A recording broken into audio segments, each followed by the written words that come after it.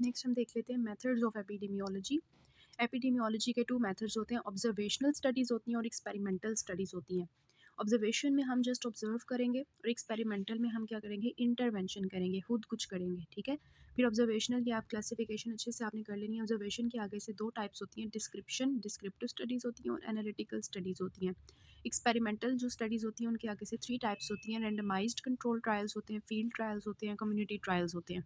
इनको हम देखेंगे। एनालिटिकल में भी फर्दर ये 4 टाइप्स होती हैं, क्रॉस सेक्शनल स्टडीज़ होती हैं, ये आपने बुक पे ड्रॉ कर लेना है। केस कंट्रोल स्टडीज़ होती हैं, कोहॉर्ट स्टडीज़ होती हैं, इकोलॉजिकल स्टडीज़ होती हैं, ठीक है। This is a basic classification of the methods of epidemiology, जिसमें सबसे पहले we will discuss about observational epidemiology और उसकी जो टाइप है डिस्क्रिप्टिव टाइप, ठीक है। तो ऑब्जर्वेशनल स्टडी क्या होती है कि जिसमें हम ऑब्जर्व करते हैं, साइंटिस्ट सिंपली ऑब्जर्व कर रहे होते हैं, ठीक है।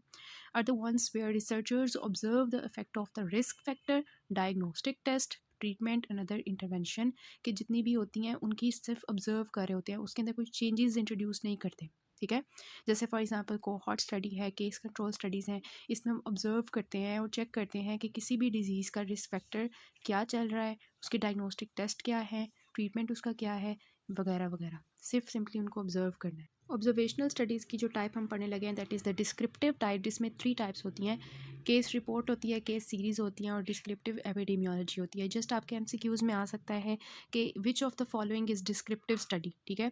तो आप ये देखोगे कि केस रिपोर्ट आएगी, आप केस कंट्रोल के साथ कंफ्यूज कर सकते हो, जो एनालिटिकल स्टडीज़ होती हैं एक्चुअली इसकी दूसरी टाइप में आती हैं। यहाँ पे ऑब्जर्वेशनल स्टडीज़ में डिस्क्रिप्टिव एनालिटिकल होती हैं, तो उसमें केस कंट्रोल एक चीज़ होती है, तो आप इसको उनके साथ कंफ्यूज कर सकते हो। इस वजह से मैंने इनको ऐड कर दिया ताकि आपको पता हो कि इसके अंदर केस रिपोर्ट होती है, केस सीरीज़ होती है। केस रिपोर्ट एक इंडिविजुअल की होती है, case series group of individuals के जो केसेस डेली जो हॉस्पिटल्स में आते हैं ना, उनको कहते हैं दरअसल। तो डिस्क्रिप्टिव एपिडेमियोलॉजी से हमने स्टार्ट करना है। डिस्क्रिप्टिव एपिडेमियोलॉजी से आपको क्या समझ आ रही है कि आप इसमें डिस्क्राइब करोगे, एक्सप्लेन करोगे, डिस्क्राइब करोगे अपनी डिजीज़ को। जस्ट इसको हम डिस्क्रिप्टिव स्टडीज़ कहते हैं। इसमें टाइम हो जाता है, प्लेस होता है, पर्सन होता है, ठीक है। हु व्हेन वेयर, कि कहाँ पर है, किस जगह पर है, किस टाइम पे है और किन लोगों को हम स्टडी कर रहे हैं। This is actually the descriptive studies. तो अब जो डिस्क्रिप्टिव स्टडीज़ होती हैं उसमें 3 हम क्वेश्चंस का आंसर देते हैं और उसकी ये टाइप्स होती हैं। इसके जो स्टेप्स होते हैं ये आपने याद रखने हैं कि कौन कौन से स्टेप्स होते हैं। सबसे पहले हम अपनी पॉपुलेशन को डिफ़ाइन करते हैं कि जिसको हम स्टडी कर रहे हैं, ठीक है। फॉर एग्जांपल आप किसी स्कूल की पॉपुलेशन को स्टडी कर रहे हैं, मैं भी आपको दिखाती हूँ कि कैसे हम इसको देखते हैं। फिर पॉपुलेशन के बाद हम अपनी डिज़ीज़ को डिफ़ाइन करते हैं। डिज़ीज़ को डिफ़ाइन करने के बाद हम डिज़ीज़ को डिस्क्राइब करते हैं। फिर हम उसको मेजर करते हैं डिज़ीज़ को। फिर हम उस डिज़ीज़ को जो नाउन इंडिसेस होती हैं उसके साथ कंपेयर करते हैं और फाइनली हम अपना हाइपोथेसिस फॉर्मुलेट करते हैं, बनाते हैं, ठीक है। डिस्क्राइब हम कैसे करेंगे डिजीज़ को, उसी से जो मैंने आपको बताया, टाइम, प्लेस, पर्सन, ठीक है। इस चीज़ से हम अपनी डिस्क्रिप्टिव स्टडीज़ को जो है डिस्क्राइब करते हैं अपनी डिजीज़ को, ठीक है। तो फर्स्ट स्टेप जो आता है इसके प्रोसीजर में that is defining the population. आप अपनी पॉपुलेशन को डिफाइन करोगे कि जो मैं पॉपुलेशन को स्टडी करने जा रहा हूँ वो कौन सी पॉपुलेशन है। वो किसी हॉस्पिटल की पॉपुलेशन है, वो किसी स्कूल की पॉपुलेशन है। फॉर एग्जांपल आप अपने कॉलेज की पॉपुलेशन को स्टडी कर रहे हो, आप हॉस्पिटल की पॉपुलेशन स्टडी कर रहे हो, आप कौन सी पॉपुलेशन स्टडी कर रहे हो, किस एज की पॉपुलेशन, किस जेंडर की पॉपुलेशन, ठीक है। एज क्या है पॉपुलेशन की, जेंडर कौन सा है पॉपुलेशन का, मेल है, फीमेल है, क्या है, ठीक है। आप किस किस पॉपुलेशन को स्टडी कर रहे हो बाय ऑक्यूपेशन, कौन सा सोशल स्टेटस है, कौन सी क्लास की पॉपुलेशन को स्टडी कर रहे हो। तो आप ये डिफ़ाइन करोगे अपनी पॉपुलेशन को कि आप किस पॉपुलेशन को एक्चुअली स्टडी कर रहे हो, हु, ठीक है। आंसर्स हु, किसको स्टडी कर रहे हो। Then is defining your disease. आप अपनी डिजीज़ को डिफाइन करोगे, जैसे आपकी बुक में लिखा हुआ है कि टॉन्सिलाइटिस, फॉर एग्जांपल आप टॉन्सिलाइटिस पे स्टडी करने लगे हो, तो आप डिस्क्रिप्टिव स्टडीज़ में टॉन्सिलाइटिस की डेफिनेशन लिखोगे, the presence of enlarged red tonsils with white exudates which on the throat swab culture grow predominantly strep pyogenes, ठीक है। तो ये टॉन्सिलाइटिस की डेफिनेशन है। आपने कोई भी डिजीज़ स्टडी कर रहे हो तो उसकी डिजीज़ की डेफिनेशन लिखी, उसके बाद आपने अपनी डिजीज़ को डिस्क्राइब किया कि जो मेरी डिजीज़ है इसको मैं डिस्क्राइब करने जा रहा हूँ on the basis of time, on the basis of place, on the basis of person, ठीक है। तो टाइम क्या है, टाइम आपके पास 3 तरह का होता है जो आप डिस्क्राइब करते हो अपनी डिजीज़ को on the basis of time. Long term, short term होता है और पीरियोडिक होती हैं कुछ डिजीज़, ठीक है।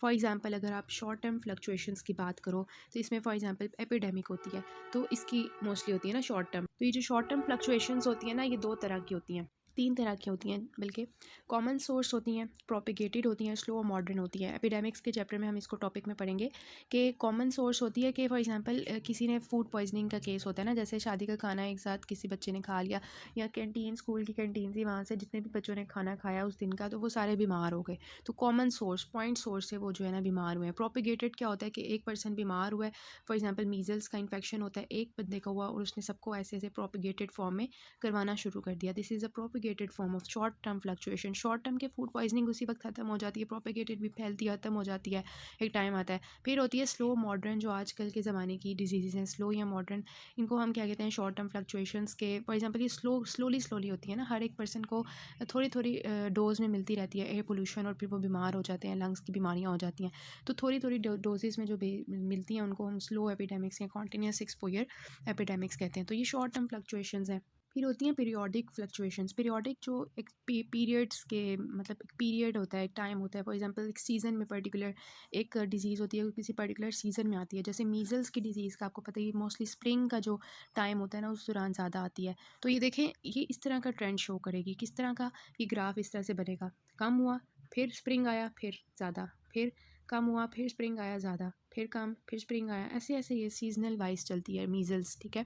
कुछ होती हैं डिजीज़ जो साइक्लिकली चलती हैं, कि एक साइकिल होती है, एक पूरे, मतलब पूरे साल की। फॉर एग्जांपल आपके बुक में एग्जांपल दी है इन्फ्लुएंज़ा की, ठीक है, कि तकरीबन तकरीबन क्या होता है, इन्फ्लुएंज़ा थोड़े अमाउंट में रहती है डिज़ीज़, लेकिन ये होता है कि एक ज़्यादा से लोगों को एकदम से एपिडेमिक की फॉर्म में जो आती है, पेंडेमिक्स इधर लिखा हुआ है कि पैंडेमिक्स जो आती हैं पूरी वर्ल्ड में, जो इन्फ्लुएंज़ा की पैंडेमिक्स आती हैं, वो तकरीबन 7 से 10 साल बाद आती हैं। तो ये जो पीक्स आ रही हैं ना, दीज आर एक्चुअली के 7 से 10 साल बाद एक इन्फ्लुएंज़ा का वायरस जो अपनी वेरिएशंस करके आता है। This is a cyclical trend, ठीक है। सीजनल एक सीजन में आएगा, साइक्लिकल एक साइकिल के लिहाज से आएगा, ठीक है। फिर होती है long term fluctuations. Short term होगी, पीरियोडिक होगी, लॉन्ग टर्म। लॉन्ग टर्म में कौन सी आएंगी, जो जो मोस्टली क्रोनिक डिजीज़ होती है, लाइक क्रोनरी हार्ट डिजीज़ है, डायबिटीज़ है, या लंग कैंसर है। इस तरह की जो डिजीज़ होती हैं, ये लॉन्ग पीरियड ऑफ टाइम पे जो है ना प्रोग्रेसिवली इंक्रीज़ या डिक्रीज़ कर रही होती हैं। कुछ लोगों में एकदम से ज़्यादा हो जाएंगी, कुछ कम हो जाएंगी, तो इनको हम कहते हैं लॉन्ग टर्म या सेक्युलर ट्रेंड्स, ठीक है। दूसरा नाम भी आपने इसका मस्ट याद रखना है कि इनको हम सेक्युलर ट्रेंड्स भी कहते हैं। तो टाइम के लिहाज से हमने अपनी डिस्क्राइब कर दिया डिज़ीज़ को। दूसरा होता है हमने प्लेस डिस्क्राइब करनी होती है डिज़ीज़ की, कि जो डिज़ीज़ है वो हमारी इंटरनेशनल लेवल पे आ रही है,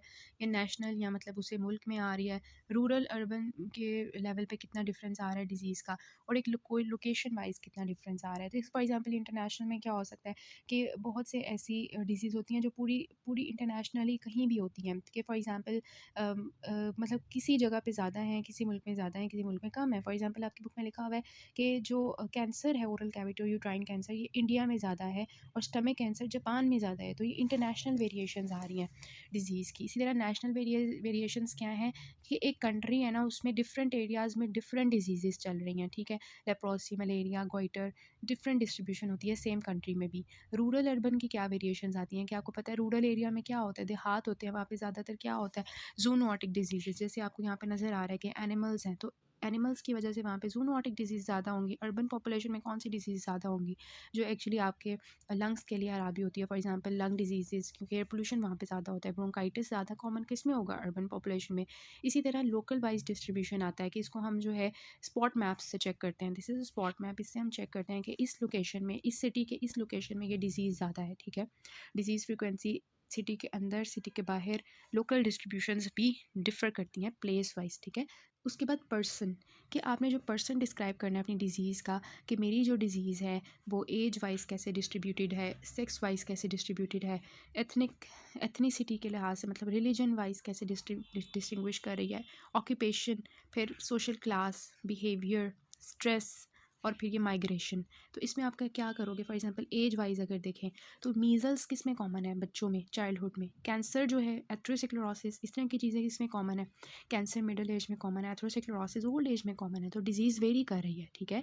फिर आ जाता है सेक्स, के जो ज़्यादातर जो फीमेल्स होती हैं उनमें डायबिटीज़, हाइपरटेंशन, ओबेसिटी के चांसेस होते हैं एज़ कम्पेयर टू मेल्स, ठीक है।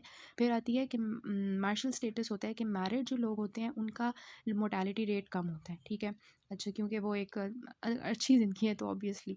उसके बाद ये है कि एथनिसिटी क्या है, कि मुस्लिम्स और ज्यूज़ जो होते हैं उनके अंदर पेनाइल कैंसर्स कम होते हैं। क्यों क्यों कम होते हैं, क्योंकि वो सर्कमसिजन करवाते हैं, ठीक है। जबकि दूसरे जो रिलीजन्स होते हैं वो पेनाइल सर्कमसिजन नहीं करवाते, खतना जिसको कहते हैं, वो नहीं करवाते, जिसकी वजह से उनमें डिजीज़, पेनाइल कैंसर्स होने के चांसेस ज़्यादा होते हैं। ठीक हो गया। उसके बाद आता है कि ऑक्यूपेशन के लिहाज से डिफरेंट डिजीज़ होती हैं। फॉर एग्जांपल आपने ऑक्यूपेशनल डिजीज़ेस पढ़ी है ना, तो डिफरेंट जगहों पे कोल कैंसर्स कोल जहाँ पे काम कर रहे होंगे उनमें एंथ्राकोसिस होगा, डिफरेंट वो आपने पढ़ी होंगी, बैगोसोसिस वगैरह, ठीक हो गया।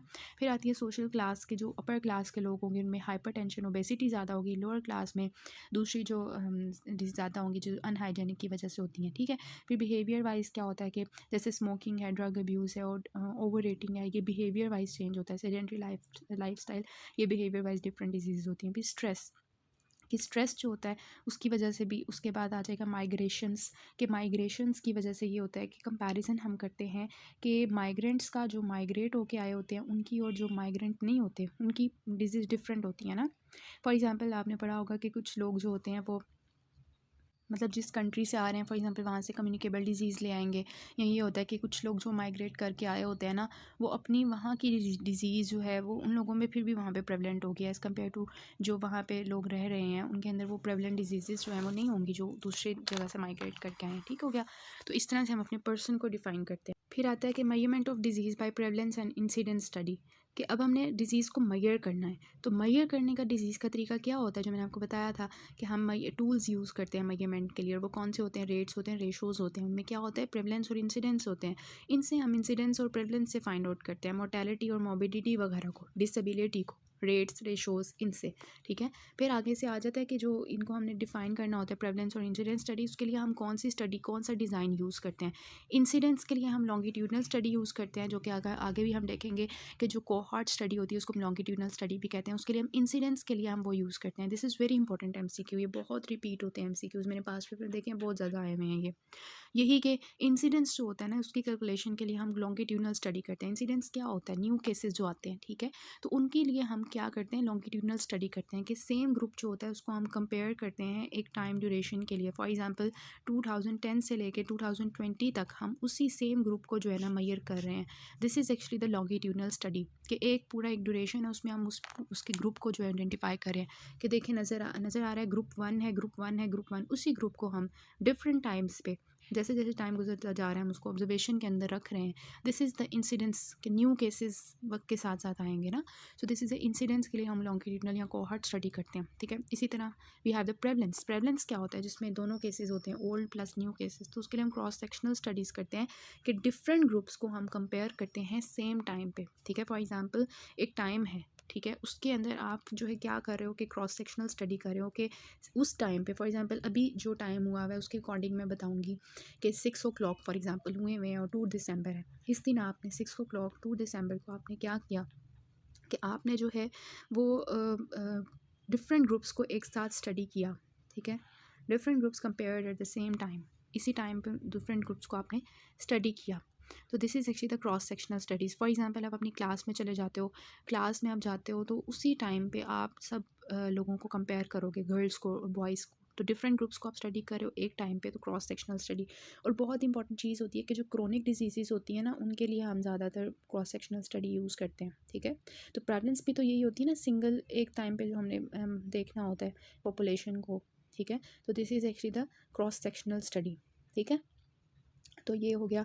उसके बाद ये है कि फॉर एग्जांपल कि आपने क्रॉस सेक्शनल, ये जो एग्जांपल्स दी हुई हैं कि क्रॉस सेक्शनल स्टडी की एग्जांपल है कि जो लोग जिनका बीएमआई जो है वो 30 से ज़्यादा है और वो लोग जिनका बीएमआई 30 से कम है, तो उनका आपने चेक करना है उसी टाइम पे आपने पूछा उनसे कि उनका बीएमआई कितना है, और ये देखा कि उनका कोलेस्ट्रोल जो है वो उसके ऊपर क्या इफेक्ट आ रहा है ना दोनों का।